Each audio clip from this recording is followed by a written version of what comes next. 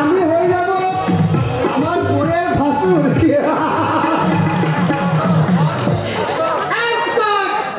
নাকি বলো বৌমা? এবার আমি ঠিক হয়ে মাটিতে শুয়ে পড়ি, আর তুমি মাপখালি থেকে উলম্ব হয়ে জিপ পা করে আমার বুকের উপর পা তুলে দাও। একবার মাপখালি পছন্দ করিনি।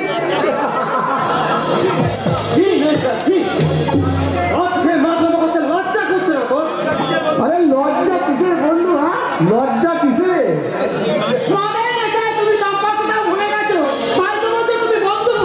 আরে ঠিক তো প্রেমের নেশায় মাতাল হয়ে তুমি যদি দেওয়ারের মতো ভাইকে লাভা সাজিয়ে দেহের ফ্রিডম রাখা পারো, আমি কি ভাইকে বন্ধু বলাই বেশি অপরাধী হয়ে গেলাম বৌমা?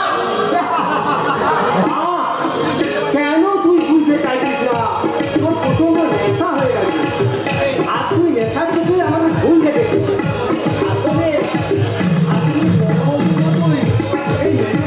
মায়ের মতো স্নেহ করি, আরে সেই জন্যই তো ওই মায়ের মতো বৌদির কোমর জড়ি ধরে বলিস, ও মাই ডার্লিং, তোমার সুন্দরটা না কত সুন্দর।